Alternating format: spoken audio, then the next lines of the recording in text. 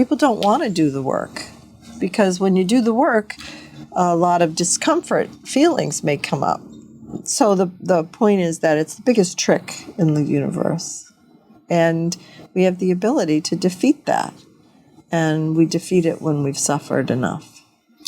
It's amazing when you just have a problem, you don't know what you're going to do, and then you go into the shower, or you do go into the garden, and all of a sudden you're like, I know exactly what to do. And it's the solution is so amazingly complete that it's like, why do we rely on anything except for that inner teacher, that inner guide? It's just the way life is, let it go. Got to let it go. I eventually had a spiritual awakening where I realized that I was not following what I knew was right. I was following the mental mind, and that it was time to tap into the intuitive. That was Kerry Clasby, and you're listening to The Regenerative Journey. G'day, I'm your host Charlie Arnott, an 8th generational Australian regenerative farmer. And in this podcast series, I'll be diving deep and exploring my guests' unique perspectives on the world so you can apply their experience and knowledge to cultivate your own transition to a more regenerative way of life.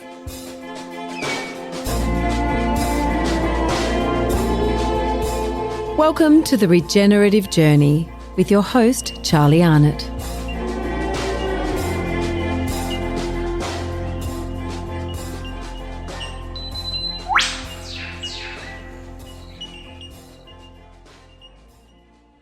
G'day, welcome to this episode of The Regenerative Journey. This week it is with Kerry Clasby, or Karen as she likes to be known now. She's reclaimed her original name, which I think is awesome.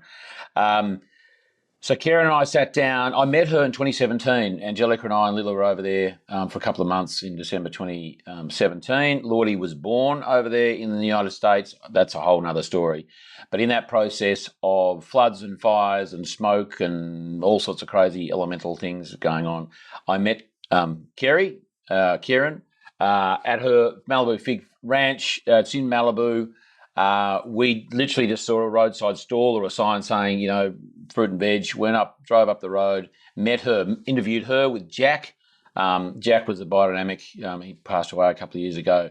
Jack was an amazing biodynamic educator who Kerry had Jack working there for some time. He would run workshops, and we actually walked in one day. He was doing a wonderful biodynamic composting workshop, which we joined in.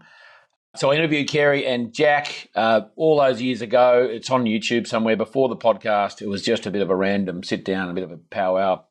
And then I lined up this interview with her last year. So 2024 in July, we're over there. And towards the end of our month, our family had over there in the States. We caught up with Karen back at Malibu Fig Ranch. A lot had happened, fires, destruction, challenges, but she is such an amazing woman, I have to say. I learned so much from her. She's so grounded.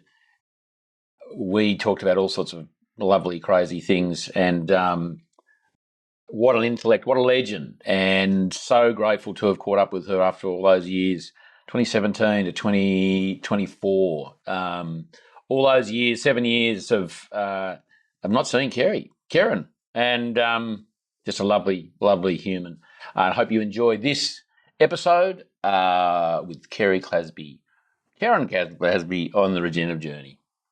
Karen Clasby, welcome to The Regenerative Journey, and ignore any beeps that come out of my computer, and welcome to your wonderful farm here at Malibu, which when we were here 6.5 years ago, Right before the Woolsey fires, the shit went down. Actually, we were here when the fires were on, but you didn't get hammered. I want to get to that bit. It was also called, what did you the Thomas fires. You were here for the Thomas fire. All these fires were all radioactive fires that are really from the 5G, from these cables that they're putting down, and they're not saying it. And they can't handle the amount of electrical power. These are spectrums that we're not supposed to be utilizing because it's not. We need full spectrum light. Yeah. When you isolate a spectrum, it creates an inflammatory product that we're subject to, a toxin. And so this 5G, 3G, 2G, 4G, they have not been diligent about the studies on it. They've hidden studies. It's it's another poison that we need to hack in order to flourish. I mean, the amount of sickness and chronic diseases. We have an epidemic, and this has begun, especially in the last 50 years. And there's a whole list of reasons of poisons that we're subject to. Now, evolutionary-wise, we've been here for millions of years, so we can hack it, but we need to be transparent about exactly what we're dealing with in technology, because the technology is very powerful.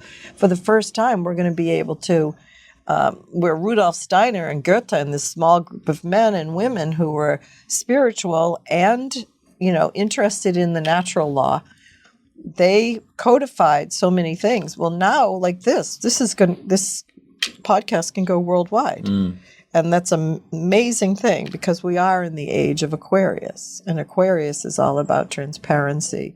It's all about breaking out of the old dysfunctional paradigms. So it's the future is bright, but the moment is all that matters. Which you keep reminding me of, which is good, because I often go forward and back many times in a second. Well, when you are going against the intuitive timing of life, by tapping into your little pea brain, you actually are putting things that don't belong in the moment. That there is a plan, that there is a healing process that can happen to us and to the world, that we can be help to be a facilitator as by us doing the work. People don't want to do the work, because when you do the work, a lot of discomfort feelings may come up. The fight or flight brain, is struggling to keep its hold on us. And this fight or flight brain is not your friend. It's actually your frenemy. It appears as your friend, comes in with solutions, and see that hawk going down to get these little rabbits? Where? He just flew down, yeah. The rabbit's down the scrub down there. You can hear it. Now you'll hear the ground squirrels chirping because they know the raptors are above. Oh, that's a warning. That's the warning. Those aren't birds. Those are raptors that are flying in, and the ground squirrels are. Now that's an amazing thing right there. Evolutionary-wise, they chirp to each other and it signals danger. And the raptors come in anyway and try to pluck whatever they can. Well, I guess that's all about the survival of the fittest. Yeah. The ones that are a bit slow, they get the genetics. Yeah. But I'm saying the communication, just like us, there's quantum entanglement. Now, you came here 6.5 years ago, before the devastation of the fires, before the all of man's well-laid plans became decimated by the nature's aberration. And I say it's an aberration because, number one, we should be planting way more. The hydrology has been affected because we aren't replanting. We aren't practicing the principles of regeneration all over. Then we've got, radioactive electrical lines and 5G lines that are also happening. So these fires are self-evident why they are beginning. So you came here, and you and I have been quantumly entangled, right? Because quantum medicine is the future. We're going beyond the chemical medicine, biological medicine, into quantum medicine, the physics. So we are connected. I don't know if you've ever seen that amazing study that they did with the onion, where they cut the onion in half, and they stimulate the growth on one side of the onion with the electrical probes, and the other side of the onion starts to grow in the exact same spot. When they put a glass between it, it stops it. When they put a crystal between it, it accelerates it. Wow. So we as humans, we are quantumly entangled. Your forefathers, your ancestors, the body of what the anthroposophists would call the body of Christ, is that connection between all of us. And so you are coming back now, and Jack has passed, but he's still with us. And because we know that there's a eternal nature to us, that energy just doesn't get obliterated. It lives on forever. And so this quantum entanglement is what the anthroposophists knew about, that as we do what's right, it is felt, and makes a difference in, just like that pebble into the ocean, into the water. It spreads out and goes on. So when you are listening to the mental mind, Mr. Mental, he's not your friend. He'll be with you till the end. I won't listen to him today. Mr. Intuition guides my way. So we'll sit for a few minutes, and we'll practice a little exercise that helps us to get out of the mental mind and to drop in to our spiritual, intuitive mind. Yeah, cool. So we're gonna everyone listening and watching. Yeah. We're gonna do this. This is great. Okay, so just put your fingertips together and gently, without trying, bring your awareness to the magnets in your fingertips. Your hands are relaxed, and you are too. You're present, and you're here, but relaxed, and you can hear the birds and the sounds of the day. You feel the breeze going through. And just like by becoming aware, you hear the dog barking. By becoming present and aware, we feel our fingertips and we feel the warmth in them. And then you notice that the mind is a bag of tricks, right? So it's going to try to hijack us away from just being present. Just feel your feet on the ground and your sitting bones on the chair. And stay with the birds. If you can't hear the birds, you're in your head. And there's nothing in your head except the past and the future. The past with your regrets and your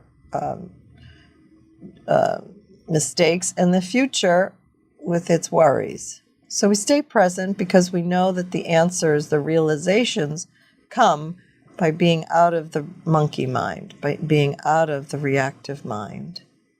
And your hands will be warm. If you try too hard, they'll get tingly. If you start thinking, they get cold. So it's like yoga, if you're not present, you fall over doing the poses. So we just sit here quietly, and we'll do our 3 breaths, and we'll breathe in deeply and hold it for 9 seconds and then release. And we'll do that 3 times together, and being aware of our fingertips at the same time, watching the mind. Any thoughts that come, we let it go down the thought stream and out to the Pacific Ocean to get pulverized by a big wave. And then we stay here, shifting out of the mind into the now. And when we finish with our 3rd breath, we'll just take a big stretch. So we'll go 1, 2, 3, 4, 5, 6, 7, 8, 9. Don't forget your fingertips. 2.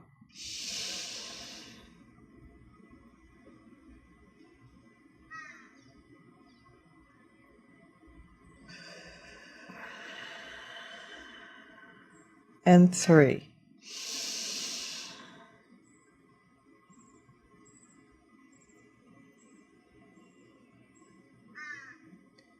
Breathe out. Then take a little stretch. Say a little prayer.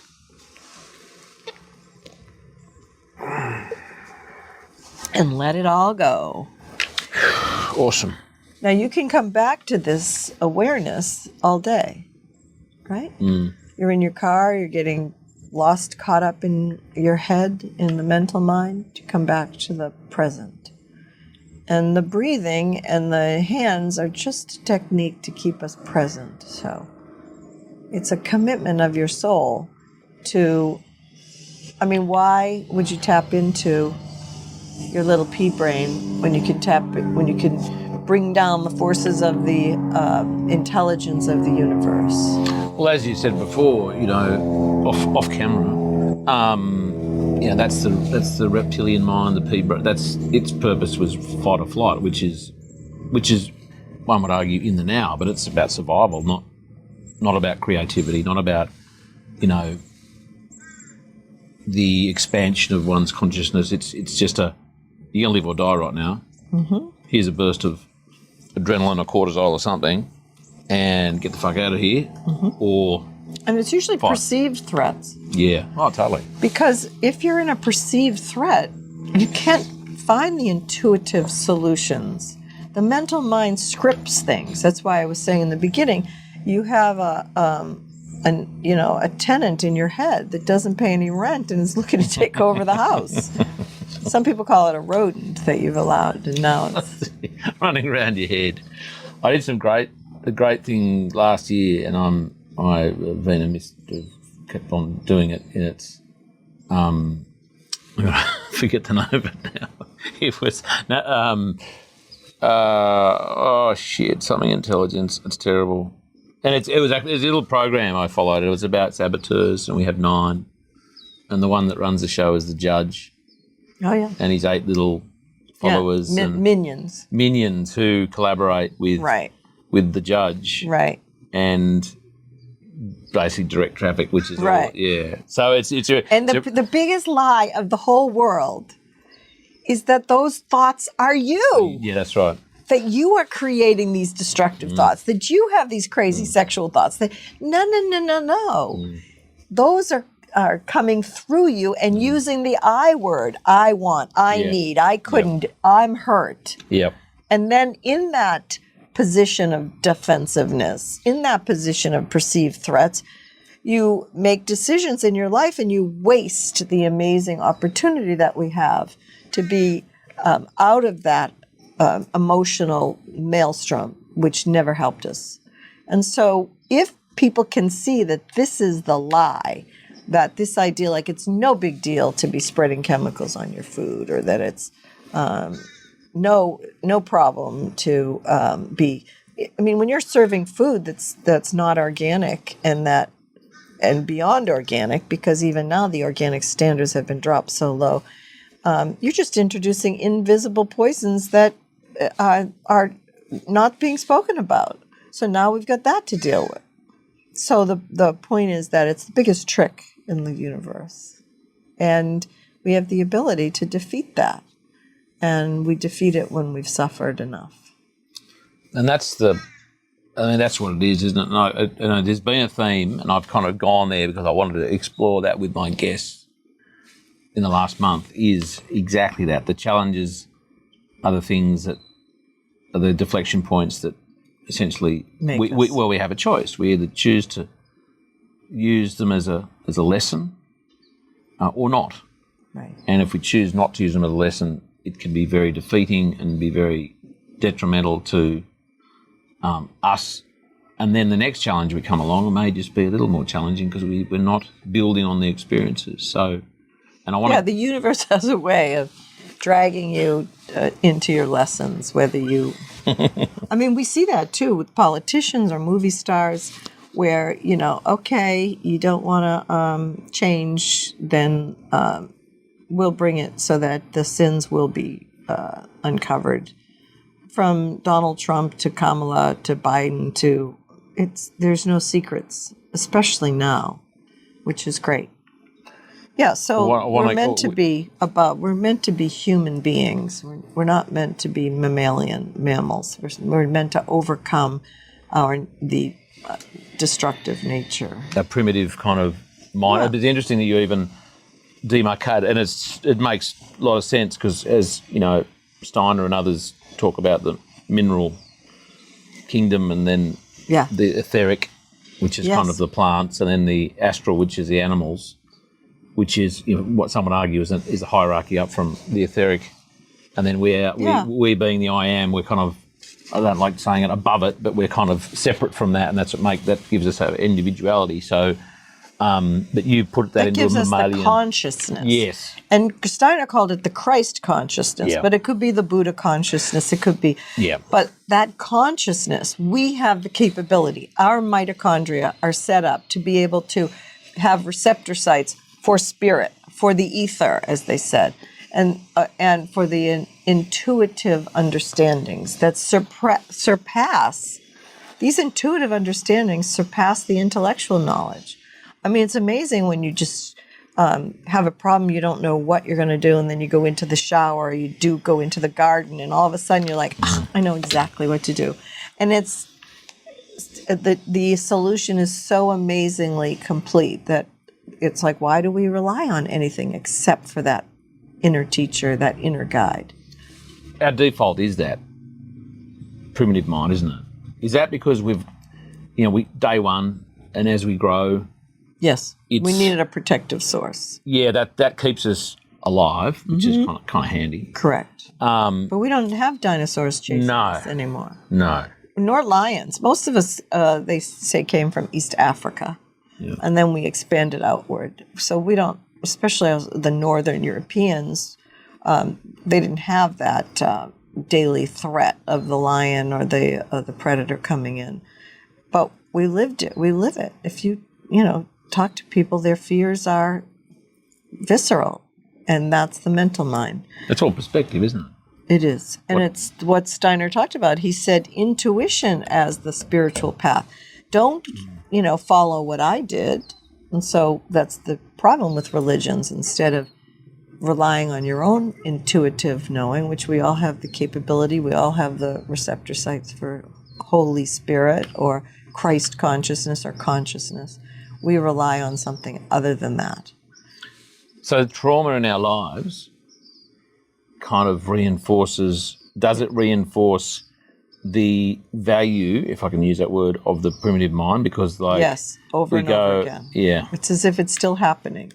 Resentment, trauma, is because that is mental mind is bringing it up for look-alike situations, which, like a dog or like anything, it's a technique that the universe put in us so that we would be protected. But it certainly loses its efficacy because we don't have those threats. So what's the word? What do the cows do when they're chewing their cud over and over again? They ruminate. They ruminate. Rumination. They chew their cud. It's a rumination. Part of the rumination, yeah. Right. So that's a rumination thing. And the key is to sit still and to do the meditation. And what will happen is whatever's lodged in there will start to bubble to the surface and be freed.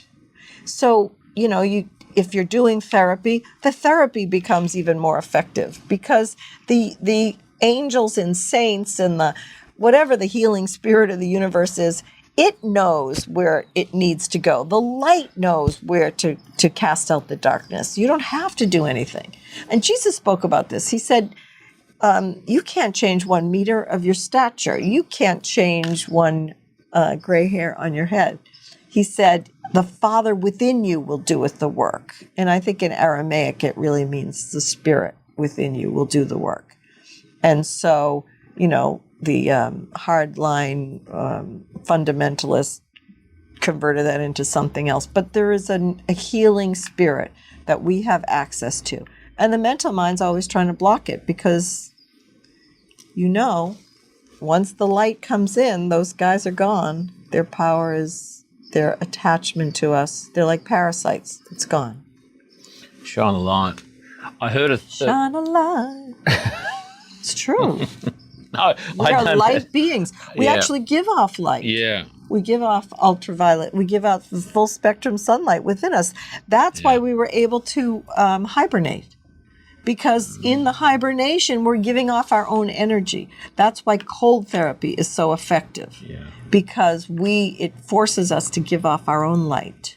And we also can store the light by early morning sunlight, getting your eyeballs and full skin in the game, and having all of those cholesterol being transformed into amazing hormones that regulate all the chemical processes and do the work. Cholesterol, that's evil. the circadian rhythm that we are always interfering with. So this is an extension of that, where we are encouraging the proliferation of the beneficials, and we practice the principles that bring us the greatest. I mean, these animals, they're manufacturing sites. They take the grasses. We can't eat the grasses and get the DHA out of it. These animals can take the grasses, and they go through the whole rumination process, and they extract everything out of it, and they push it off into their milk, and it's in the milk, and the beneficials. Their stomachs are lined with so much magical probiotics, and it goes into the poop, and then we put the poop onto the ground. You see, our biodynamic compost program. The poop goes into the ground. This farm has been organic since 1954, and it has not been contaminated by glyphosate and all of those chemicals so we just keep on loading more and more amazing bugs into the soil. People don't realize, I know you do, we don't feed the plants. The bugs in the soil feed the plants. Just like we are, when you're eating the food you're eating, you're not feeding yourself, you're feeding the bugs in our tummy. Our tummy is basically a tube that goes from your mouth to your butt. And in that tube live all of these magical colonies that when you have your yogurt or whatever, it proliferates more magical probiotics. And those break down the food, and then they go into our bloodstream and into the body as needed.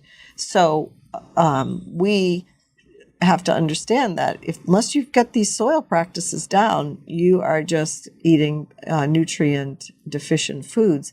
And it's really photosynthesis, right? The plant has the magic of being able to reach into the heavens, convert that into carbohydrates so that the bugs underneath go yummy, and they all eat them, and then they poop out the magical chemicals, and then the plant sucks them up. So it's a poop game. No, it's a cycle of life. I'm sure you got plenty of poop there. How many acres you have there in Australia? We got 5,000 there. 5,000 only? Yeah. We're not as intensive as you are here. Yeah.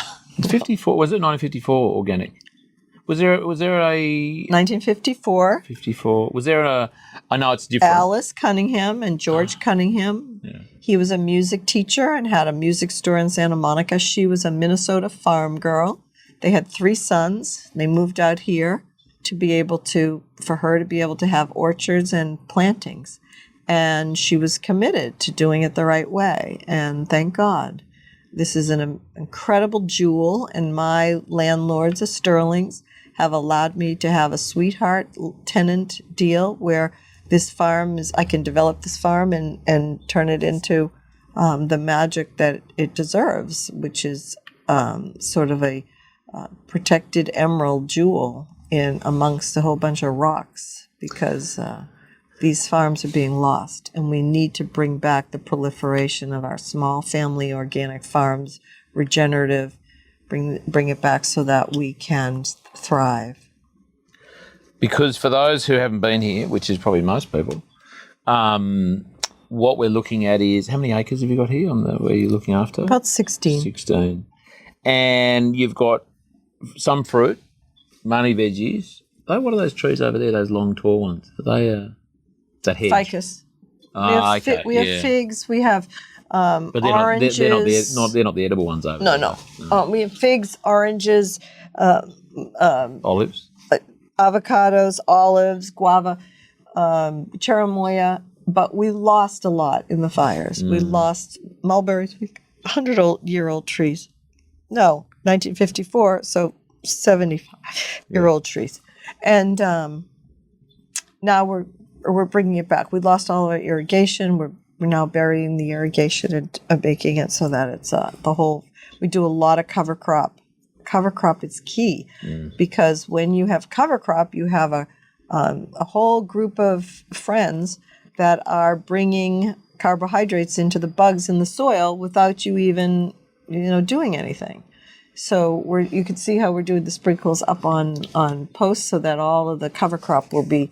So we're planting our tomatoes amongst the cover crop so that creates the proliferation of the bugs, which equals more nutrient density, and that's the way to go. You're using biodynamics still, because when I all just biodynamic. bit of backstory. So for those who don't know, and which again is probably most people, we met because Angelica and I were in the States for 2 months. With Lordy, our son was born over here, and we did a lot of trekking up and down the Pacific Highway here. Is that what it's called, Pacific Highway? Yeah, PCH, Pacific Coast Highway. Between Ventura and Santa Monica and so on. We came across your farm because you had the sign out the front. It's opposite a place we used to go, that organic grocery store over the road there, and which we were always on the hunt for any decent food anywhere. And we came in here, we met you, we met Jack, and because we were here for 2 months and we drove past nearly every other day, we would drop in often. One day, Lila and I turned up and Jack was doing a little composting demo up there, which is awesome. Every Tuesday we do the compost. Yeah, well, it must have been a Tuesday, and then I interviewed you and Jack here just over there. Yeah. On a chair, on a couple of chairs you had, which was awesome, which I think are on YouTube somewhere. And Jack had a lot to do with One Gun Ranch, didn't he? He was the biodynamic man there, which I went to see a few times and it was an informal consult really.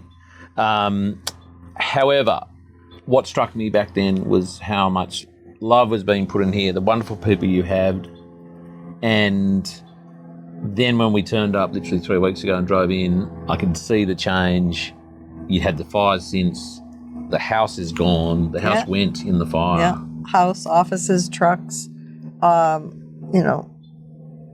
family, memorabilia, everything. I stayed, and I was on the roof wetting it down. And did you leave it? You must have left at one point, otherwise you'd have gone. No, I was here the whole time. So you saw that you were here when the house went up? Yeah. Oh, no. And it was amazing because it's just the way life is, let it go. Got to let it go. Yeah. So I had gone to Waldorf teacher training, and when I was there, I was running a homeschooling Waldorf school, and we did our farming, and Jack pulled up, 25, 30 years ago with a dump truck full of biodynamic compost, and so we did our farm program at the other farm that I was working at, that I was running the farm program at. And out of that amazing compost, I began an organic distribution business to chefs, where they were buying my produce, and where I was also had a co-op with other farmers that I knew had the right growing practices. So that's how it began 25 or 30 years ago. I want to go probably back a little bit further than that. We will get back to the farm, and anywhere this goes is awesome. Just FYI, anyone who's doing that meditation, just try not to do it when you're driving. Okay, a lot of people listen to podcasts. Maybe just keep your eyes open. Yeah, you can do that meditation for 20 to 25 minutes. Yeah, we had a lovely one when we got here. He sat me down. We had a little chat and then a little sit down, which was really good prep for that. Well, the thing is, it's I try to do it before anything so that I am being my best self. My best self, not my lower self. Your best version of yourself. Version of myself comes through.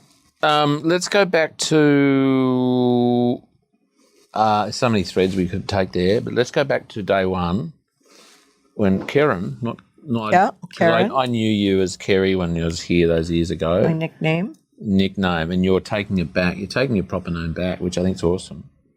Where did you appear in the world? Where I was born in Cambridge, Massachusetts, to a mother who was from Nova Scotia, Canada, a farm girl who had come to the States when she was 12, and a son of Irish immigrants, my father. So she was half Irish and half Scottish Catholic, and he was all Irish Catholic from the west coast of Ireland, and she was from, originally my ancestors were the Hebrides, the island of Oost in off the coast of Scotland, and my paternal grandparents were from Connemara, from the west of Ireland, and they had immigrated to Boston. And then I grew up in suburban Boston. I went to college in Boston, and I married a man from Boston, and I had 2 sons.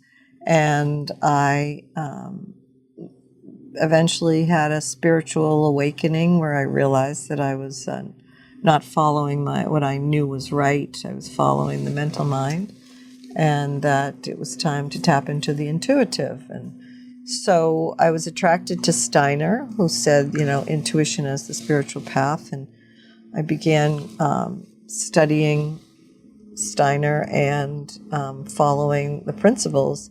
And I was homeschooling my children, and I was also growing my own food. And I use biodynamic compost, and I use those principles for growing and to understand the magical, ancient. How they knew, it was just amazing. It's amazing.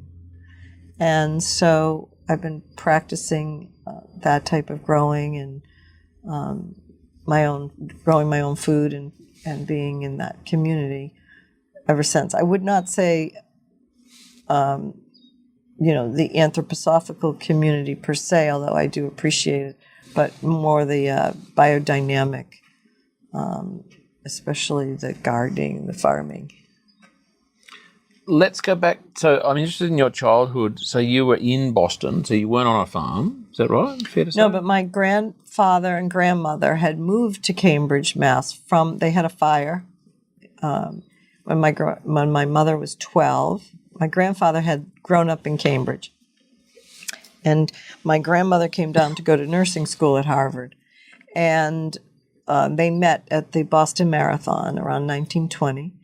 And my great-grandmother, Catherine Parks McIsaac, said, if you move up to Nova Scotia, you and your new husband, you will inherit the farm.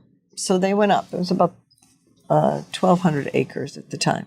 And my grandfather, who was a builder, built a farmhouse and a farm stand and a gas station up on the Cabot Trail. They spoke, my grandmother, great-grandmother, and grandmother spoke Gaelic, Scottish Gaelic. And my grandfather was, probably since the Civil War, they were in Cambridge, Mass. So when my mother was 12 years old, they were ice skating out of the pond in front of the farmhouse, and they heard an explosion, and they looked up, and they had gotten dynamite caps in the coal that they had got from the Sydney mines. So the farmhouse burned to the ground Christmas time. Around the same time, 75 years later, I watched my farmhouse burn to the ground here. How did those caps go off? Like, how do they go off? Well, they had a fireplace in the fire while they were ice skating, and the coal had a couple of dynamite caps in it. Oh, I'm with you, the coal. So they heard an explosion, and they watched the house burn to the ground. Up. Oh, my God. 12 years old, 1945. And that was your grandparents' house? No, that was my grandparents' house, and my mother was 12, and they moved to Boston. Mm. And then on the other side, my father was born in Boston. My grandmother was a 16-year-old immigrant, came over from Ireland and met my grandfather in Boston, who was lived 2 miles or 3 miles away from her home in Ireland. Not coincidentally, but that was the, post-potato famine.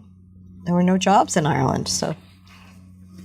And then she had 6 children, and the oldest was my dad, and my mom and dad met down in Hyannisport on Cape Cod, which I ended up living in years later. So I grew up in suburban Boston. My father went to studied English and poetry, and then he went and became a CPA and ran companies. And in the 128 technology place, my mother got a master's in teaching. She went to teacher's college. She was a music teacher, and then she became a special needs teacher. And then they had 6 children, and I have 5 brothers and sisters. I'm the oldest, and I went to Boston College, and then I worked at IBM and Xerox and Wang Labs, and Doing what? Selling, doing marketing and sales. And then I had met my husband in college down in Hyannisport, and we got married around when I was about 25 or 26, and then I had 2 sons, and sort of woke up around that time and realized that I wanted more out of my life. So I began meditating. And So just on that, what was the catalyst for the wake up? well, they call it postpartum depression. Okay. But it was really just, I think the spiritual awakening is that you have a mental construct of your life and of how things are going to go and what you want. And when you start achieving these goals, it's not giving you the fulfillment that you believed, that the mental mind told you, those thoughts like getting married and having children and a family and the jobs you were in, that was going to make you happy. And then there's a realization that there's another way, and that the mental mind is lying to you. And what was there? Was there an event? Was there a The birth of my first son. Okay, that was the wake up. It was like I didn't want to go back to work. I didn't, I had a job where I was making 6 figures, 38 years ago, 40 years ago. And I didn't want to go back into that paradigm. It suddenly became meaningless to me. And so... Is that because you had a child, as in, you're a mother, a different purpose in life? Were you attracted to being a mother and that nurturing, or were you pushing back on the I was attracted to doing... I realized that I had come into this depression and I came into this crisis because I had been ignoring my intuition. And when I began to follow the intuition, not the compromising or the mental mind or the ideas in my head, but just what is right to do in the now. And we always know it. And then we believe the mental mind that tells us, don't do that because of this, or the fear, or anxiety, or the compromises, people won't like it, you've made these agreements. And I woke up and realized that I needed to find that truth. So I began to reach out into therapy, into, Quakerism and Judaism, Catholicism, Buddhism, to find the answers. And over again, what resoundingly was clear was that being still and meditating, which was against my nature. My nature was to get the job done and keep on going and be very busy. And so I started to cultivate the practice of meditation, and I began to bring a lot of the trauma started to come up. And I realized the trauma had occurred because I had resented whatever the situation was, that no one had ever hurt me, that I had hurt myself by my reacting to whatever situation, and that's how it became a trauma. And that's the good news, because then you don't have to blame anybody or have them to make amends, or although I did, I apologized for resenting my mother and hating my father, and they were kind of befuddled, like, what? But of course, we all know as parents that you're dealing with a reptilian brain when it starts around 12 or 13 years old. And so that had been my downfall. And so then I began the reclamation and became like the phoenix coming out of the ashes. And then my husband and I had developed a hotel development company, a franchise development company. Mostly I was taking care of the children, and I would be helping in that part-time, and we had an opportunity to move to California, and so we did. So we developed hotel franchises, and we made a lot of money, and then we developed our own hotel, and then the marriage basically fell apart because I had changed the nature of the agreement. and I had become a different person. So he didn't want that model, so he moved along. When you say agreement, the sort of the spoken or unspoken Yeah. not arrangement, but Yeah. the Mental support. yeah. Support of The each other's relationship. mental. Yeah. How did that what did that look like? What were the changes that you made that were not in line with the original contract day to day? I stopped fighting. I started to be calm, and I started to speak up to truth. Speak my truth, whether that was the dysfunction in his family or the dysfunction in my family, the dysfunction in parenting, or disagreements that I would have. And I didn't fight. I would just establish that as the truth. And I think it felt that he felt like he wasn't getting the support that he wanted. So he opted for different models. Which is interesting, and not being critical. It's interesting that one might, from the outside, look at that and go, well, that's a positive, not fighting, or wanting to resolve things or talk things through. But I can understand how that's kind of beside the point. If it's different to the original understanding and the original environment in which a relationship is created, it doesn't, a change. It's more about the change than what it turned into. Well, I think that for many people, they want their relationship, the other person, to be supportive of their emotional nature and their decision making, their reactive decision making. And when you say, like, I don't agree with that, it feels very cold.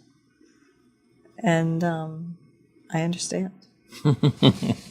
Is that all about delivery? No. No. No, I think it's just about the reality. I think that some people, love to live by truth, and other people love to live by emotions. And Can they coexist? Can someone be truthful but be emotive? I think they're opposites. Yeah. Okay. I mean, I'm not talking about not having feelings. I'm just talking about emotional reacting. And I mean, really, the spiritual awakening is all about understanding your motivations. What are you listening to? What are you following? That's where your values begin. Are you doing what's right, or are you choosing the reactive way?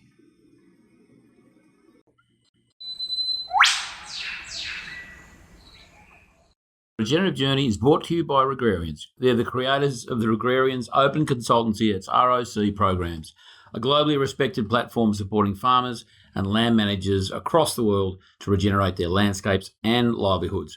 Now, the ROC program is now open for registrations through to October 2025, with in-person and online consultancies planned across Europe. And by the way, I interviewed Darren for episode 37 back in, I think, 2021. And Darren Doherty, the principal there at Regenerative, is an absolute genius at pulling together all the facets of holistic farm management and landscape function into this program. He's an absolute genius. He's a lovely bloke. And I couldn't encourage you more to get onto their website, learn more and register at regrarians.org/ROC-Europe-2025. And don't forget, subscribe and rate and review this episode on your favourite podcast platform. We'd very much appreciate that.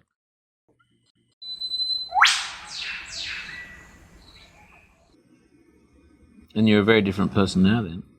Yeah. What if you'd kept on down that path? I know it's a hypothetical, but I don't know. Where do you think you'd have ended up? Would you have ended up? You wouldn't be here. I don't think you could. Could you see where you were going? Put it that way. Well, I was obviously not. It wasn't tenable for me anymore. I couldn't continue to live the way I was living. And your sons, they what age were they when all that kind of happened? The divorce happened when they were about 12 or 13. People believe certain things, and there's no changing them out of their beliefs. And it's a crisis that brings you to be willing to take a look at truth. Because, beliefs are the substitute for living by truth. And the reason we glom onto these beliefs when we know they're not true is because we don't want to face that our beliefs, the falling in love, that as if that will do it, as if that'll make you happy. The work is going to make you happy. Success, in India, one of the things that happens is that they can't overcome their poverty. And so they never realize, like, oh, it doesn't matter. The poverty isn't what's making me unhappy. I say to people, how is your life? On a scale of 1 to 10, how is your life? And always they come back with 2 things that are causing them consternation, or that's causing them to not be a 10. What do you think they are? Regret, maybe? Money. Oh, yeah, financial stress. And relationship. Okay. It's like the right person would make the difference. Okay, have enough more money in the bank account. Now, how can you say to someone that it doesn't matter how much money you have in the bank account? Take a look around at the Bill Gateses of the world. Well, this part of the world, Malibu might be a good example. Not that I know a whole lot of people. It's a huge example. Yeah. So take a look around. We know logically that money's not going to do it, and we know logically that another person can't complete us. However, we pursue that till our graves as humans. And so at some point you have to make a decision that you don't want to live by these false beliefs anymore, these mental constructs. And then that's when the shock of it and the pain, discomfort begins. And then it's a question of whether you want to continue on that path. And I don't blame people who don't go on that path. I don't have any judgment for that, because I know it's not easy. Mm. You have to sit quietly and separate from that nature. And that nature doesn't want to go. It goes kicking and screaming. So have you got any tips on, I'm glad you highlighted the money and the relationships thing, because how any tips on how one can address those 2 issues and this is not something that someone can just go, oh. No, but I had a bingo. young person come to me yesterday. Yeah. And she said she's having a baby and she's having jealous feelings about the relationship, et cetera, et cetera. And my question was, okay, what is your commitment to your path of truth and intuition? And she said, I've been part-time. And my position is that it's not going to work. Because the very thing that tells you to get out of the chair from meditating is the mental mind. The very thing that, like you said something that Gandhi or someone said, I've got a very busy day ahead of me. I don't have time to meditate. So I think I'll do double. Do an hour. That's right. Or it was advice from some sage you don't have time to meditate for 20 minutes, then you do an hour or 2 hours. Yeah. So for her, the 2 questions are like, what are you doing that you know you shouldn't be doing? And what do you know you're supposed to be doing that you're not? That's it. Because I don't know what's right for you, John Charles. I only know what's right for me to do. Mm. Now, I can listen to what you say, and I can say, like, well, that's the voice of the mental mind, right? I need, I want, I should is the word. So you can hear in someone else what they're listening to, but if they're not open to, admitting that they're the cause of their pain, they're the cause of their discomfort, then there's their choices. I mean, because there's only now. There's no past, and there is no future. Have you ever been to the future? Only in my mind, of course. And those plans are a joke. When you asked to schedule this, I was like, okay, and then you said something, and I said, there is no future. I said, see you tomorrow. Yeah, all right. There's no future, grasshopper. If you showed up today, it was like, great. If you didn't, I'm not believing in the future. Yeah. Now, it's nice to say, like, hey, let's see how Friday works, or whatever, which is what you did. And then when you're telling me you're late, it's like, there's no such thing, dude. You're either following your intuition and you're coming at the right time, or you're following Mr. Mental and you're under duress and pressure and fear and trepidation and guilt and shame. And I mean, forget that. No, but you know what? It's interesting. Or enjoy it. Well, it's interesting you made that point because you're choosing it because you want it. Yeah. Go ahead, that point. No, just the point about being late. So that was kind of my response to myself because so that was chastising myself in some way for being late because I made a decision to wait at the hotel to get a coffee, not knowing that they were going to get it wrong twice, and then it was 25 minutes before. Okay, so you said you're chastising yourself. Well, not knowing you well enough to go, oh, she's not going to mind. I mean, I should have got that given what you said the day before. But what do you mean you chastised yourself? Well, I guess my response I was going, oh, you fool. Who was saying that? You me. Or the mental mind? Oh, the mental mind. Yeah, my judge was instead of saying I, you say the mental mind. The judge was trying to mess with me. That's right. It was trying to bring some weird feelings about it, and then I spoke out of that mental mind. Yeah. Because the more that you identify with it and own it, the less that it will become an alien, which it is. Yeah. The reptilian alien lies. So the question was, what told you to stay and get the coffee? That's where you start.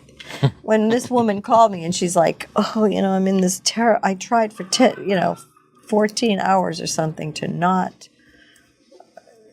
listen to the jealousy or whatever. I'm like, it happens long before that. It's a commitment to defeat this voice, to realize when it's fucking with you. So all day long, the mind is a bag of tricks. All day long, it's trying to get you out of the present, into the future, into its plans, into its what's that word? What's the Hebrew word for little mishigosh? I think there's a word for like mischief. Yeah, it's just it's just an interference field. And your antidote to that is your practice of meditation, which might be 20 minutes. It might be a little 3-minute pause in a scenario. It grounds you. Well, once you realize you're dealing with the enemy. Yeah. And it's not resenting the enemy or hating the enemy, reacting to the enemy. It's just the realization like, oh, I've got this, I've been believing this thing is my friend. I've got this enemy wreaking havoc. And it's like, okay, there's nothing else but defeating that. What I found doing this practice there before, when the sort of foundational learnings are literally naming the nine saboteurs and the judge being the king of them all. And you do a little test. It's really interesting. And I'm an avoider pleaser, which is really interesting because they're the opposite, but they work in hand, which really fucks you up. Well, it's the way that you as a child were able to navigate to get your needs met. Exactly. Yeah, but there's, that doesn't help you. Oh, shit, no. And here's the worst part about it is that you're just bringing down terrible karma on yourself. And you're creating all kinds of blocks because the universe gives you what you want. Yeah. And if you want the intuitive, the abundance and prosperity and the Hakuna Matata is here. But you're going to have to stand up to the feelings within yourself. The guilt, the shame, the, not pleasing everybody. And actually, one of the great little tactics is to name it, like give it a name and actually refer to it and go, sorry, mate, I'm not listening to you today. You're gone, or actually laughing at it. And I mean, it's the acknowledging of go. Oh, there it goes again. There's my little judge, just having a bit of a chat. Pardon me? There's a little judge, yeah. Yeah, a little judge, and actually you name it and call it out. And exactly. Go, and then which is that's the first step.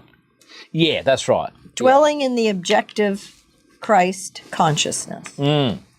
Whether you call it the Buddhist, whatever the kind, dwelling just in a metaphysical, watching the movie instead of being the amoeba on the slide plate where you're just reacting to everything like, oh my God, I'm dreading this and hating that.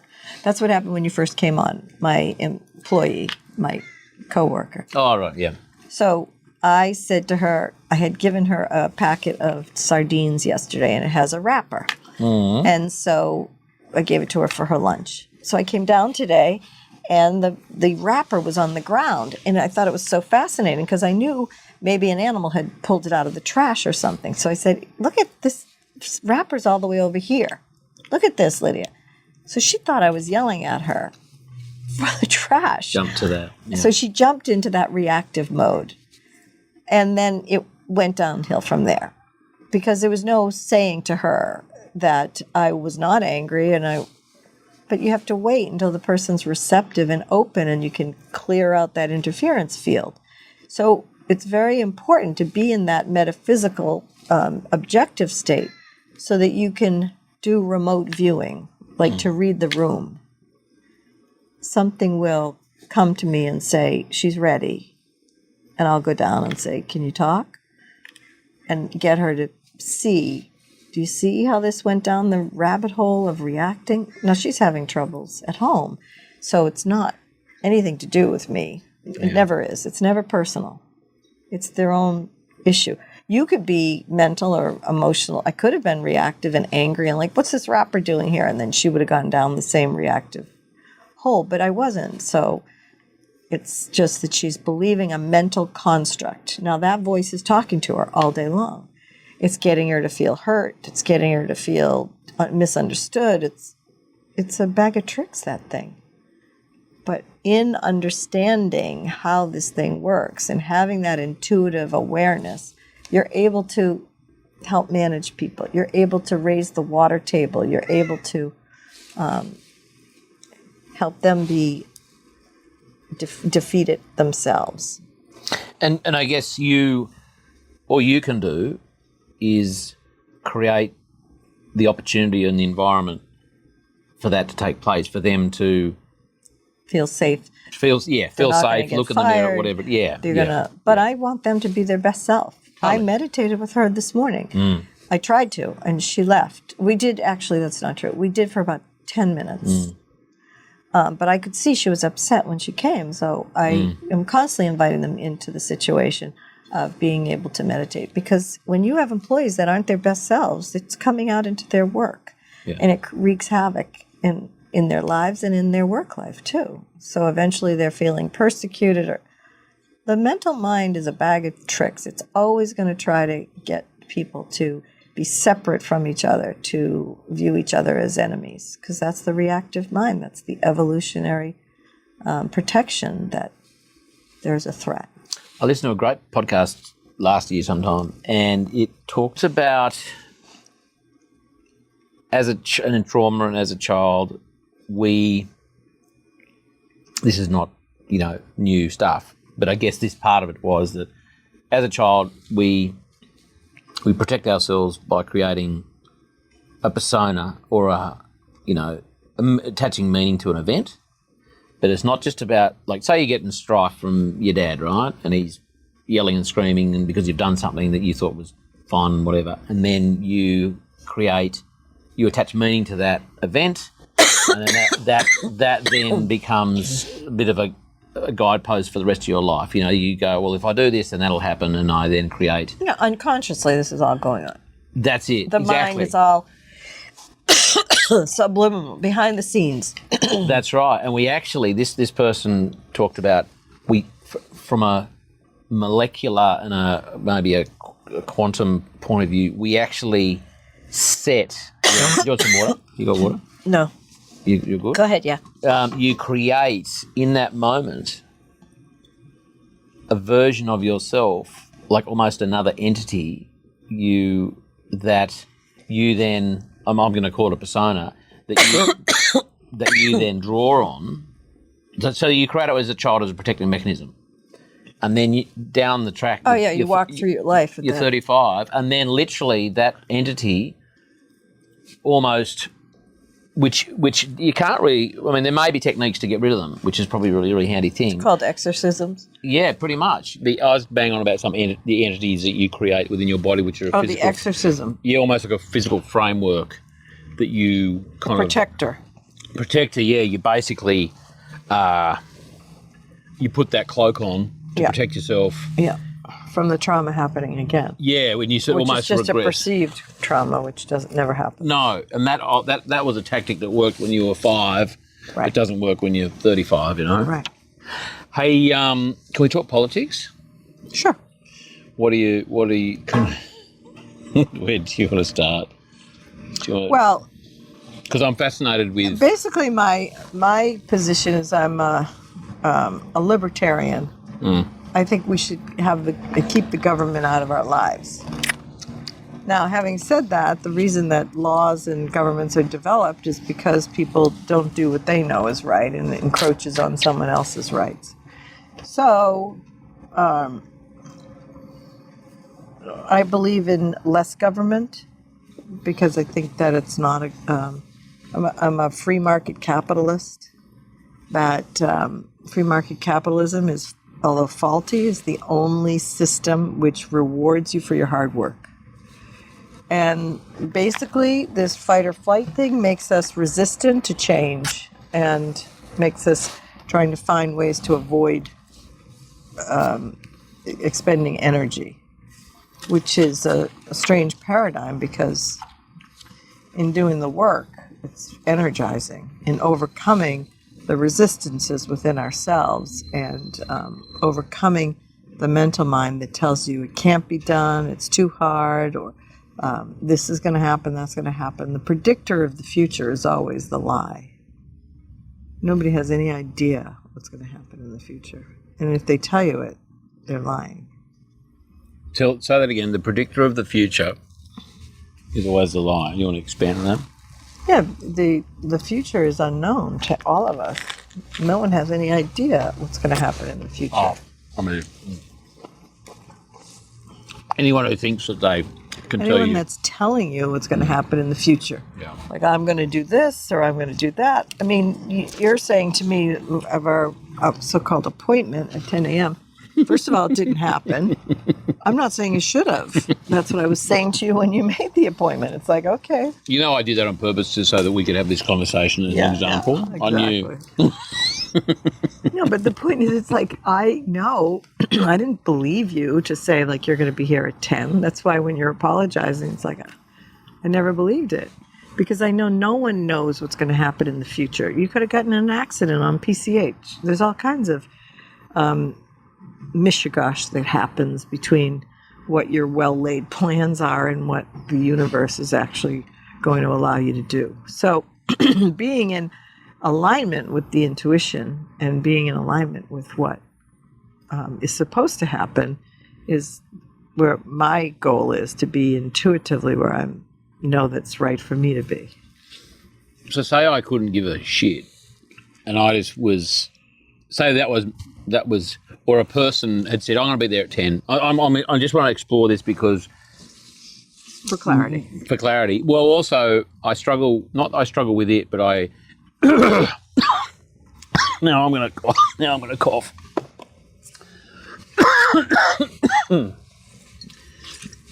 Say someone was coming here at 11 and you knew you have to be with that person at 11. Not had to be. That was the plan. That was what was kind of laid out for your day. And you somewhat planned your day knowing, well, they're going to be here at 10 and that's all you know. And me going, just turning up at 10:30 because I couldn't give a fuck. I didn't get here. No, I've got to be late and she'll be right. And you've only got half an hour because someone else is coming. And that pushes everyone that back and you back. I'm not saying... Me back? Right. Well, you might have had some other stuff you needed to do today.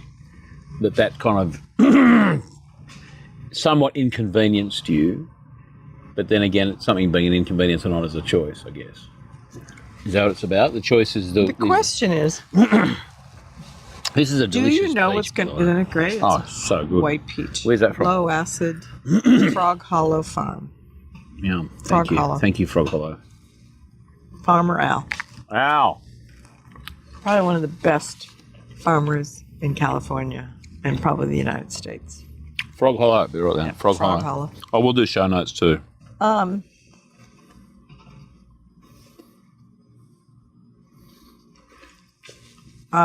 response to that. Your idea is that you have a schedule.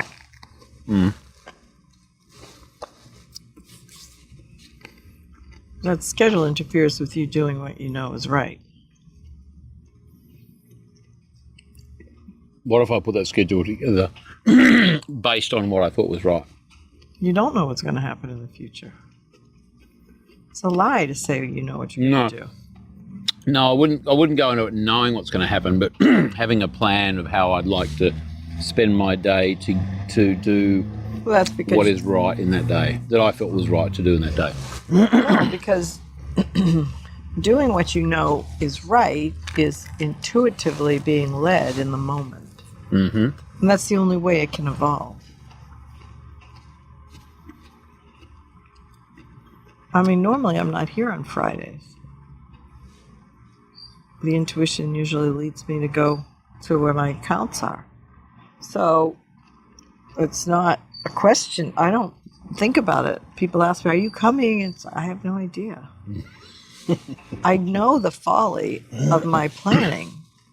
It just interferes with me being able to do what I know is right. Now you got some obligation. Now you've given your word to things. I don't give my word in the future because it is a promissory. It's a promissory commitment, and it's a lie because I don't know what I'll be able to do. So I could have got here at 10:30, and you mightn't have been here. Correct. And then what? Then I would have gone, Karen. Or you would have. I totally understand. I will. No. Do you get it? No. I do. My wife. Now you're gonna get upset. My wife. No. I'm not. No, but I'm saying that's the trap. Yeah. Frustration, because it doesn't work out the way you planned. It's the biggest thing that people will tell you. You said, you planned, you made a commitment. When I say things, when people ask me about things, it's like, sure, let's play it by ear. How does it work? That's why when you said to me, see you tomorrow, whatever, it's like, there is no future, grasshopper. I mightn't be here. I mightn't have woken up. Huh? I'm really glad I did. I said I mightn't have woken up this morning. That's the truth. Let's get on to politics. Talking about politics. Talking about Yes, not less waking. government. Let's talk about not waking up. I'm talking about less government. Look at what they did in Australia during COVID.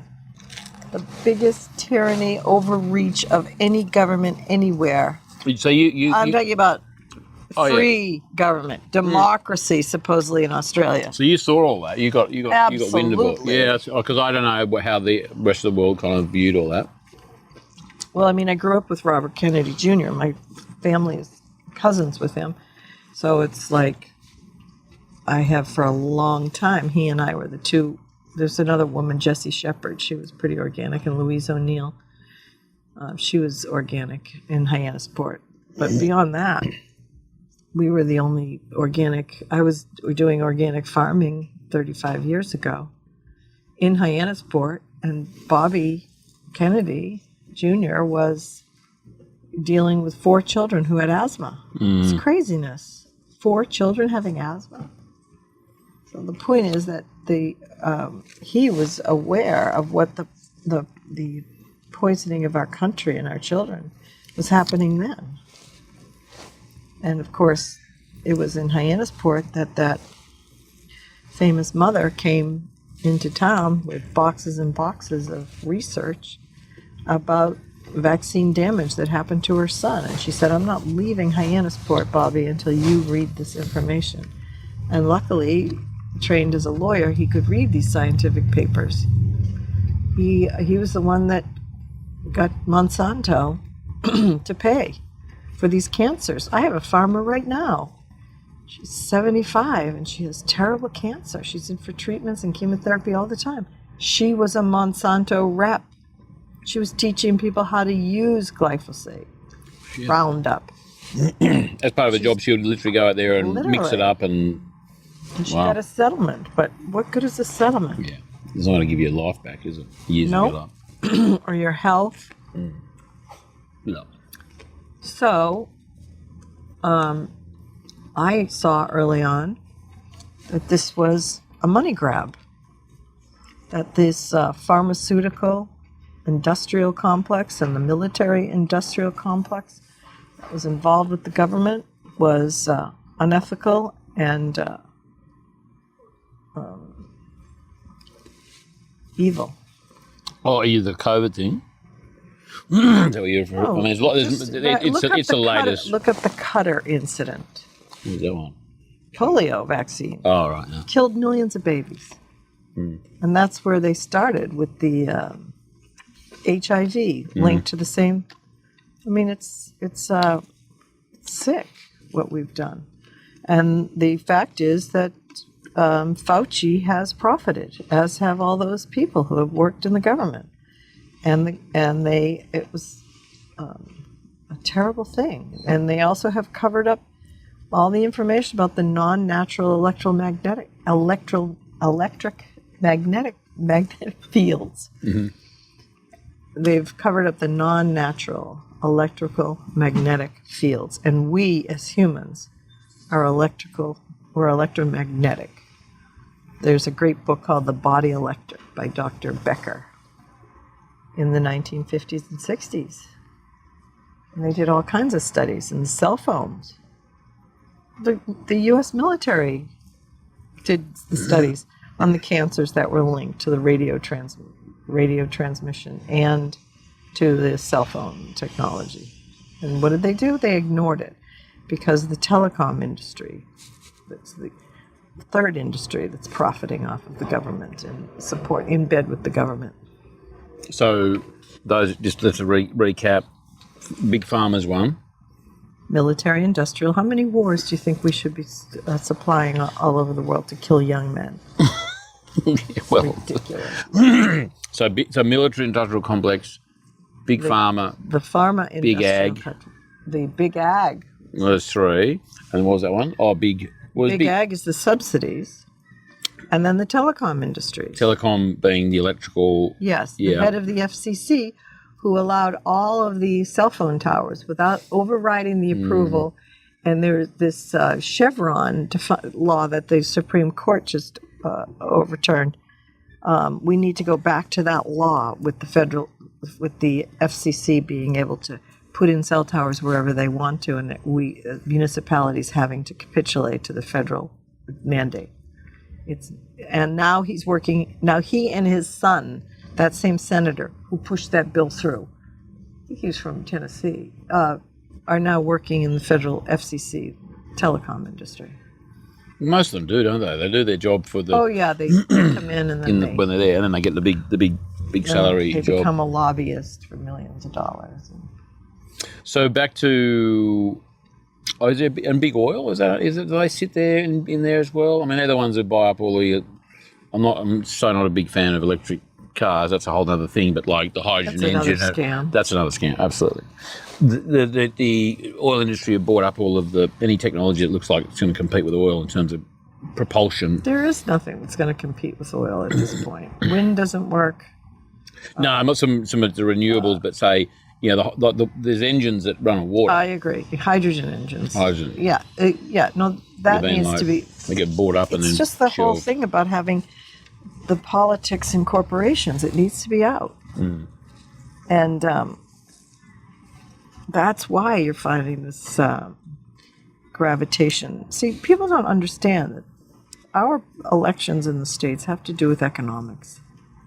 And so when the Midwest states were suffering because of the policies of the Democrats, under Obama. Is that from a rural point of view? Like, is it more agriculture policies? Coal industries, oil industries, the Midwest, where they're dependent upon jobs and then industry. And then, Donald Trump came in and won, and they were shocked. I was surprised myself, and I realized it's all about economics. So now we've got huge inflation. Diesel gas the price of gas is a joke, and it has been. And they've taken everything offshore. And Donald Trump has come back in. It's my prediction that he will win. Mm-hmm. And it's all economics. And it's people all have treaties. Had enough. They've had enough of the incredible inflation. They had enough of the prices of obviously of gas and these economic policies where U.S. is last, and whether Donald Trump can see through with his promises, that it's a better option. In my opinion, Bobby is the best option because he knows how to disable these industries. And for those who don't know much about him, yeah, and it's interesting that a lot of the people we've talked to randomly, whether it's a waiter or a cab driver, yes, either say, "Oh, isn't he the guy who got brain damage?" Or, "Oh, no, he's a Kennedy, and that's not going to cut it." Like, or they just don't even know who he is. Right. Well, he's been, that's the other thing, the censorship. Yeah. The industrial media, the complex as well. The media is in bed, and that's what's happening in these House hearings. I don't know if you've seen them, but they're going through the censorship. How President Biden was contacting Facebook, and the media companies are telling them what truth should be told. Well, that's totally anti-American censorship. So these are the cornerstone issues, I think, that will be played out. And I think that the attempted assassination showed us like how ridiculous the government is. And even if it was a plot to kill him by inside the government or whatever, the Secret Service didn't do their job. And the job they did was just such a joke. It shows you what's wrong with government. You have absentee landlords running it and no accountability and huge budgets that they're going to spend even if they don't need it. That's the problem with government or socialism, is that in the free capitalist market, there's an incentive. If you don't watch your money, then you're going to be out of business. But in the government, it's like the endless well. I was listening to Tucker Carlson yesterday because he was in Australia about a month ago. He loves Australia. I think it was the first time he'd been there, but he just said he was fascinating because his observations were spot on. And in light of what you've just said about government and who's in there and why and what they're doing, yeah, he said one of your parties is in Australia is the Labor Party. Now, not one of them has a trade. Right, the Labor Party, the working party. None of them have ever generally worked outside of politics. They're not on the ground. They're not coming from that background. They're there. Correct. They're on the take. Correct. And that's why a lot of the entrepreneurs and small businesses like Donald Trump, and that's why a lot of industry likes Donald Trump, because he has done it. He's has had payrolls. So your intuition, can I say that, is that Donald he'll get up? Yeah. Yeah. And Bobby will be on his team. He'll be on Team Trump. There's talk of him being the Attorney General? No, what do you call him over here? Yeah, the Attorney General of some capacity. The thing is, Donald and Bobby spoke before his first election. And Donald was going to appoint him as the vaccine czar. Before COVID. Overseeing the whole vaccine show. The NIH. Yep. That was before COVID. Yep. Yeah. And then he backed away. You know why? Who backed away from who? Donald Trump backed away from appointing Bobby because his handlers told him that the pharmaceutical industry would pull back their support. Yep. And so look at what happened. Yep. But what's he gonna do now though? Like if there's talk, I don't think he's a lame duck president after he gets elected. So he doesn't care about what kind of support the pharmaceutical industry will pull back. Yeah. And they'll be held to pay, because if he does it right, they're going to disable that connection between. I mean, what Fauci did, you know what he did, right? They were doing that mRNA technology, or the gain of function stuff. The gain of function stuff. And Obama told them to stop it. Obama did. That's right. And they farmed it out to the universities and some military bases. an end around. Didn't it go, it wasn't one of those military bases, or didn't some of that technology get it's such a dog's breakfast to the Ukraine? I heard to the Ukraine and to China. The plot. To China. The plot thickens. Rather to China. I know. But didn't is there anybody in the world that deserves less of our money than China? And then didn't Fauci a communist approve state where they just slaughtered any protest, they slaughter their censorship, they're doing facial recognition, and if you haven't had a vaccine, they're going to put you in jail. And we are doing gain of function research and in bed with the Chinese. And didn't Fauci approve funding that he shouldn't have because he didn't have the authority, but he did? Correct. Is he going to be a fall guy? Because I was listening to something the other day, and they go, he's in the spotlight. Someone's got to take the hit, and it's going to be him because there's just too many. If he doesn't go down, then others will. And it's very evil what they did, and Rand Paul is all over it. Yeah, he's great, isn't he? He's awesome. I hope he doesn't get disappear. An attempted assassination attempt. Is he, excuse my ignorance of American politics, is someone like him, or maybe specifically him, is he like presidential candidate I would say. Material, but down the track? He's got to earn his... No, he's been around for a long time. I don't know if he wants it. He's a doctor, right? He's a doctor. He knows what he's talking about. His father was also a senator, Ron Paul. And he's been on what a gift he is. Yeah. Well, he calls them out. That's what I'm saying. And he knows what he's talking about. He can have those conversations. Absolutely. Yeah, which is pretty handy. And he's so great with truth, over and over again. Yeah. Well, he's like a dog with a bone, isn't he? He just hammers. So Fauci will... Now he's got Fauci on record lying. Yep. And then they found this, what they did was so sneaky. They called it gain of function. I think they put something with dollar signs in it. They had a nickname for it. So if they searched the emails... It wouldn't come up. It wouldn't come up. That's right. And they found it, of course. Just like this kid, apparently they that assassination, the attempted assassinator, had someone in his purview had visited to somewhere near the FBI building in Washington. So the truth always comes out. But this corruption's got to end. It started in the 60s when they took down Nixon, and I think a lot of it was Nixon was framed. But we'll see.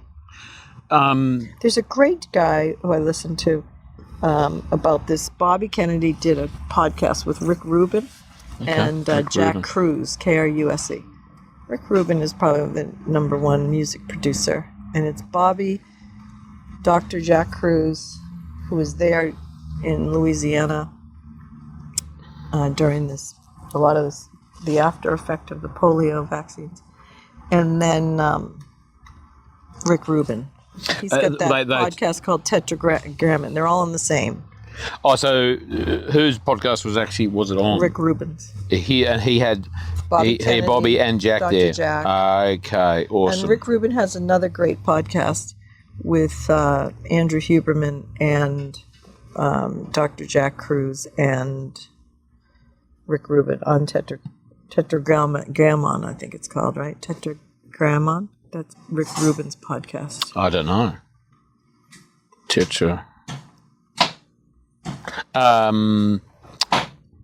Any other comments on politics before we leave that one? Well, we get the government we deserve. Yeah, if we put up with it. Put up with it. Yeah.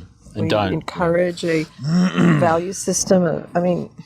Shutting down the businesses during COVID. It's like, how many businesses are really lost? So many restaurants, so many small businesses, so many people who have put their life into things. It's gone. There's no one that's out there standing up for that. Maybe the Donald will. I don't know. But was that all part of the plan? It was yeah, of course. Too many businesses are thriving. We want to actually it's all part of compliance and all part of depopulation. It's all compliance is the word. Yeah. You can get them to comply, to believe the lie. I did not vaccinate my children 35 years ago. So you knew that all that time ago? Yeah? Well, if you do the research. Now, the thing is what Bobby is getting the pharmaceutical companies on now is fraud. There was a law, Ronald Reagan put it in place, that there was prosecutorial immunity for pharmaceutical companies. But they had to disclose all the evidence, all of it, all the scientific research on the whatever they were ministering, including vaccine effects and vaccine damage. And they stopped doing that. And because they stopped doing it, see, when I started to look at my children, I think 1986 was the immunity. My son was born in 86 and 89. Well, I did all the research, and the only one that I could feel was okay, and I didn't even feel like they needed it, was polio. Not polio, but what's the one? Rabies. Oh, rabies, right. The rabies vaccine. No, we didn't do the mumps. Mumps, measles, Diphtheria, rubella. pertussin, and tetanus. It was tetanus that I gave to my sons. And the other ones I forego because they were homeschooled. They weren't going into a city environment where there was any threat to their life or they weren't a threat to other people at the time. And the more I went down the rabbit hole of these vaccines, I realized, like, this is a scam. Yeah, right. We used to have chickenpox parties when I was growing up. Yeah. We'd Who's have got 'em? measles party. Who's got them? Get them over there as early as possible. Yeah. Because you need the immune system to be fighting that, because then that's also what's going to fight COVID. Now, the coronavirus was always known as a winter disease. Everyone that gets the coronavirus, the COVID or whatever, has low vitamin D levels, wintertime. So the what did they tell them to do? Don't go to the beaches. Yeah. Don't go outside. What the? Well, but I'm pretty sure they knew all that. I mean, there was ignorance, but there was also, like, I don't know, some people in the mix knew and went, okay, wow, this is cool. Tell them not to do this, not to do that. That'll make it worse. That's true. That's all part of it somewhere there. It's called evil. It is evil. It's horrifyingly evil. But, I mean, the more you dig, and you don't actually have to dig very far. No, you don't. You see, it's all the same shit. It's all the same tactics. It's just, that's a medical tactic. That's an agricultural tactic. That's a, as you say, the electrical Follow the money. communication. Yeah, totally. It's all. But it goes back to the mental constructs, believing the lie or being willing to take a look at the truth. As uncomfortable it might be, the government is not your friend. But it's easier not to, I'm not condoning it, but it's easier not to look at the truth because ignorance Just take is the jab, and then you're dead. Yeah. 5 years later, 3 years later. What's the media doing over here now? Are they because in Australia How about Jack, there's a sense of... Gets vaccinated at the VA hospital and then he ends up with that cancer. I did see that one. Jack. Oh, yes, that Jack. Sorry, I was talking about another Jack. report, our Jack. Our compost Jack comes to me. I know. Soon afterwards, I've got this aggressive cancer. And it's the one that's always coming up. But that's his choice. I told him. Can't do anything. But I guess, his age, the people he was hanging around, I don't know, trust in the medical fraternity. The VA, they made money off of it. Yeah. Tell me, talking about bodies, I was listening to Joe Rogan and Jordan Peterson on the way up. Oh, nice. I think it's like yesterday's interview, it's really fresh. And they're talking about psychedelics. Is that something you know much about? And as much as anyone knows. I mean, I didn't need psychedelics to wake up. Mm-hmm. But sometimes people can use psychedelics to wake up out of the matrix and the lie. The mental constructs. I think it's great. It was interesting. They're two smart guys. And I don't know if Jordan's been there, done that, but he gets the mechanism and he gets kind of the value. But it was fascinating how they went back to Joe was saying he firmly believes it's actually how it's actually been part of evolution, that we've got to be this, humans and this evolved creature because of our ancestors, like going back many, many, many, you pick a number, tens of thousands or hundreds of thousands of years. We've seen it help develop us, our creativity. And also in the 50s and 60s it was around. And then at some point, it was 1972, was it? They basically made it was it a category one drug? Or was it in the early 80s? It was interesting because he said in the 60s, the 50s and the 60s and 70s, the world changed. It exploded with creativity and design and all sorts of stuff. And then from about the early 80s, nothing has changed. It was just really interesting that I'd never thought about its impact on, I mean, it's his view on human evolution. Well, I don't know about how much mushrooms were involved in human evolution, but I know that sunlight increases the dopamine, the serotonin, clarity. You ever are having an issue inside a house, just walk outside for a little while. The laws of nature are pretty clear. And for, millions of years, we were farmers. We were outdoor people. And I think the human spirit is way more powerful than a mushroom. We know when we're doing what's right, and we know when we're not. And following that is the key. Some people say that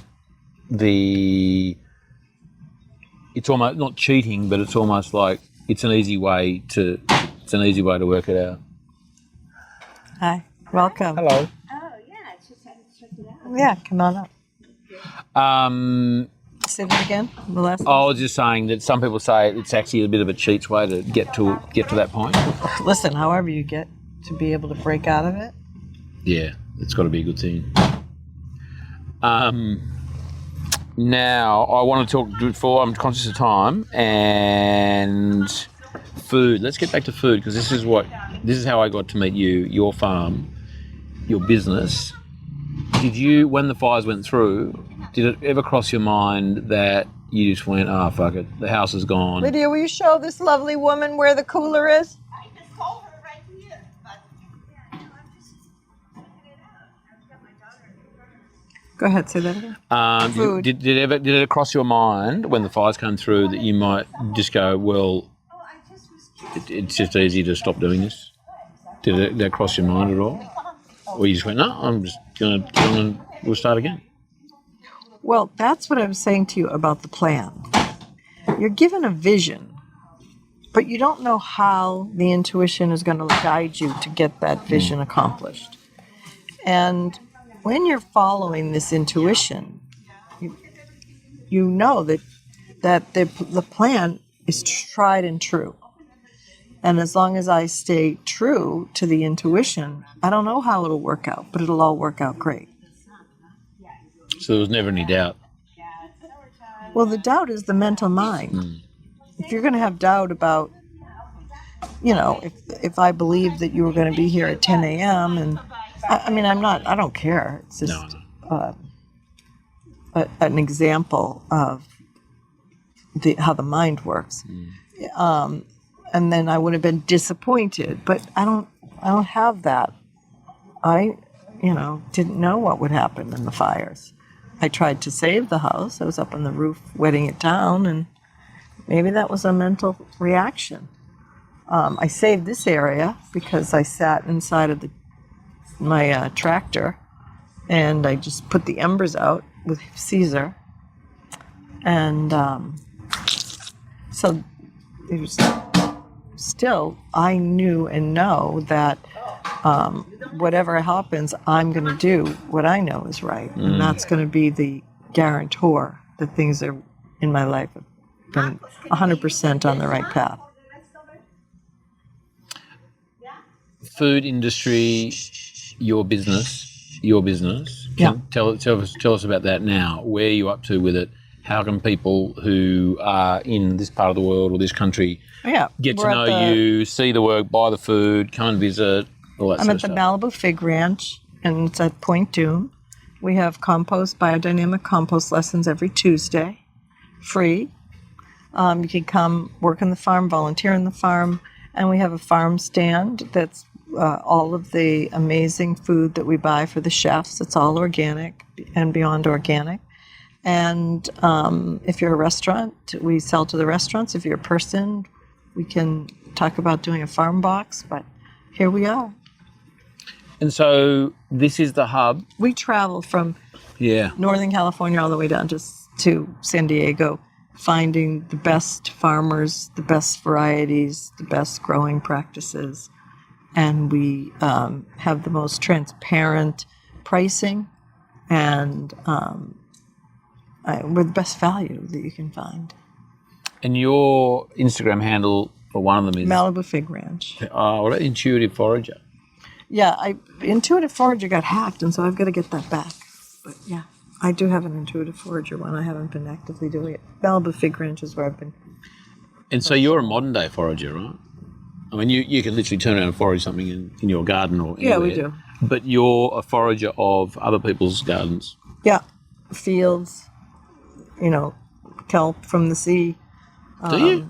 Yeah, if chefs want to do a fancy thing, or they ask me to find things, wild, mushrooms and chanterelles and morels and anything. So you're biological, you're botanical, you're quite botanical, what's what Yeah. pretty well.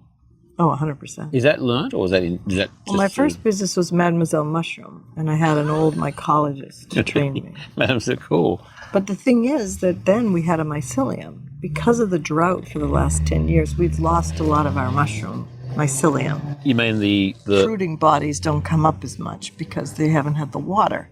But now, let's see, we had amazing water the last couple of years, so maybe the mycelium will come back. well, I guess the spores will be there. They just need the right conditions. I've noticed the hills are as green as I've ever seen them. Oh, yeah, we've had tremendous rain. It's been great. Fascinating. And it's in summer, which I would have expected to have been bare as a badger's ass and burnt or something. Because when we were here for the fires... I used to say the brown hills. The brown hills, that's right. But when we were here 6.5 years ago, that was in winter, in December, in January. Yeah. And that was fascinating. It was like a summer in Australia, just burnt. Yeah. And then the rain came. Yep. And the mudslides. Yep. It was nuts. Because they don't plant when you're not there.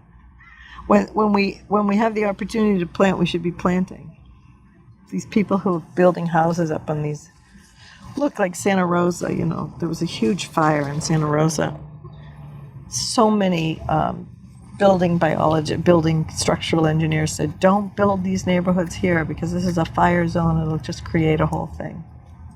So what did they do? They built all these neighborhoods, and then they figured out they're all gone. Because there's plenty that one can do, with fire. That's fine. That's fine. Fire retardant plantings, oak trees, deciduous. Everything. There's no shortage of Plants, information on period. that. Yeah, totally. Oak trees especially, because they don't burn. That's right. We have the eucalyptus. The eucalyptus did me. They explode. This is it.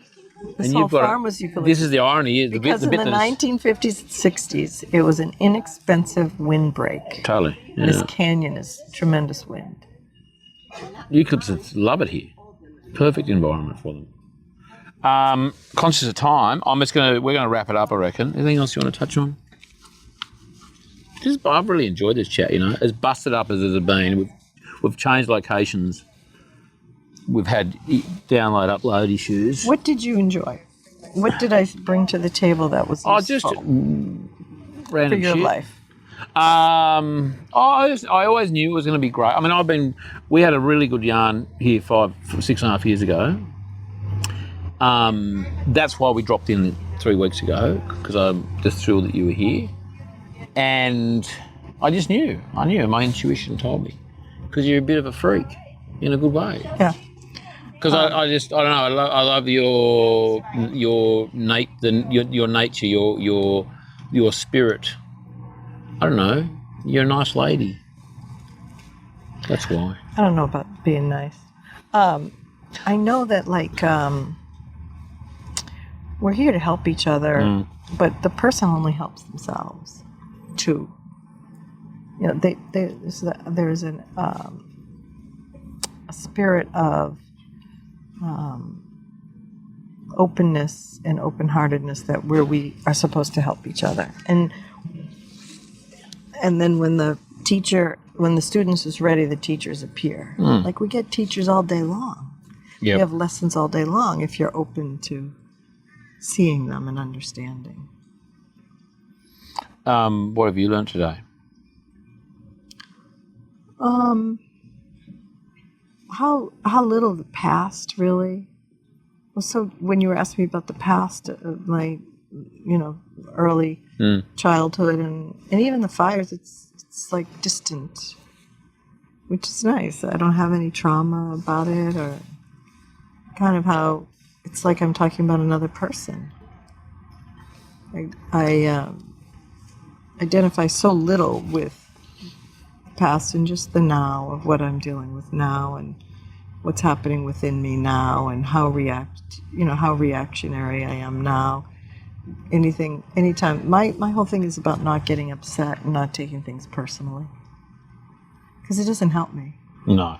It's the voice of the lie, the Prince of Darkness. Yeah. Well, I guess you're right. The upset is generally because of there was an expectation that wasn't met, and so there's disappointment or anger or a fight or flight. Threat. Or just thinking we can control something we clearly can't. Nothing. No. There's not much we You can control your own reactions. That's it. You can control your own choices. But beyond that, it's uncontrollable. We always have a choice. Hey, let's wrap it up. What I do want to do for our subscribers, we have a little extra bit. I'm going to take a little bit of this interview out and have that for them. But also I have a little Q&A. Can we do a quick Q&A? It's about 10 minutes. I've got sort of half a dozen standard questions, which I think will be fun. And that'll be available to our subscribers on a different... They pay me Great. $5 or $6 It's great. Patreon. a month. Oh, it was on Patreon, but we actually sort of found it was a bit hard to... I don't think people were ready for it. I think in the States, for some reason, it seems to work quite well, but maybe Australians aren't used to that kind of tech on their phone, or they're not. It's just one more social media kind of thing. I don't know. We're changing to a different platform. That's all a bit beyond my purview. Yeah, it's like, oh my God, one more bit of tech I just don't think I need to know all about, as long as it works. Sorry. But I've got a good team. I've got a great team who helps me with that. Karen, it's Owen, isn't it? Karen. Owen. K-E-I-R-E-N. Oh, Ian. Karen. Bloody can't even spell. Is that actually, that's Irish. Is that Irish or Scottish? Irish. From the village of Kilkerran. On the west. Connemara. On the west, you say on the west coast? Yeah, near Clifton. How cool is Ireland? Have you been back? Many times. Really? Does it feel like a bit of an ancestral... My cousins run the seaweed factory there, the kelp factory. Oh, cool. Is that where you saw some of your stuff? Seaweed? No, not now, but I have a Santa Barbara farmer that went out and stayed with them and learned all about using kelp for fertilizer. Yeah, well, that was one of the only, well, not one of the only. New England. Yeah. When the colonists first came. That's what they had, kelp under the soil. John Adams. Yeah. And fish. And fish. They buried the fish. Do you do any biodynamic preparations with fish here or seaweed? Putting the preps? No. I could tell you about that. Off the line. It's great. You just get a drum. You can even get a 20-litre bucket. It's not very much, but and you can get fish or kelp. Actually, if you've got access to kelp, that's probably the best thing to do. Put in a drum full of water. Put the 6 biodynamic preparations in it.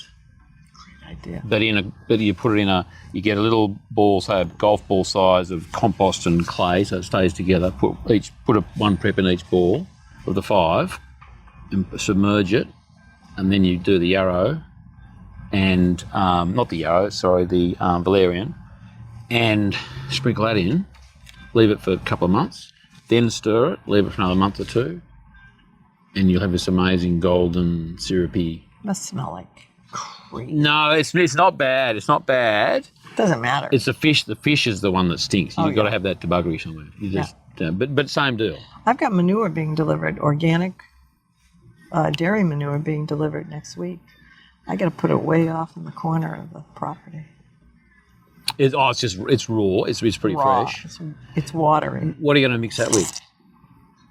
That's what we make our compost from. But when do you? At what point do you make the compost? Like, do you let that sit there and let it kind of just sort of? No, we Do its own start thing. doing it right away with the waste and the hay, Yeah. alfalfa, and our preps, and we do layers Yep. every Tuesday. How do you that compost pile? We do. Oh, windrows. so you we use do that. rows of it. You do rows of it, yeah. Yep. And then how do you insert the preps individually, or you put the Put them on the compost pile. you do a liquid Yeah, we do this, to stir, and you put Stir. that on as a liquid. and then we put it on as a liquid. Because what we also do is put the preps in a little clay ball. Compost pile, say as big as that table. 1, 2, 3, 4, 5. Sprinkle, and let it sit there. That's a good idea too. I think they do that over at Molly and John's farm. What's it called again? Molly and John. Moore Park. I don't know. The biggest little farm. Oh yeah, I've been trying to get in touch with them. I was going to go and interview them, but I just couldn't get onto them. I guess they're big and busy. We got great photos of the. That's another farm that's like Chef Dan Barber's farm. Ah, yeah. Well funded. Yeah. Yes, but that's if people see it. And I have no problem. there's with it. there's. But I'm saying there's a big exposure. difference between the choice. I mean, not Yeah. really. The intuition guides you, so it doesn't matter. Yeah. Look, I think any method, above board, of people can understand and see the benefits and get a bit curious about it. I think that's great. got to be a good thing. Yeah. If you enjoyed this episode, we'd love your support by subscribing, rating and reviewing The Regenerative Journey on your favourite podcast platform. You help us reach more people and keep the show thriving for seasons to come. Each time you listen, you're choosing to make a positive shift in your own world. And if an episode speaks to you, please pass it on to friends, family or communities who might be inspired too. For more details and episodes, visit www.charliearnott.com.au.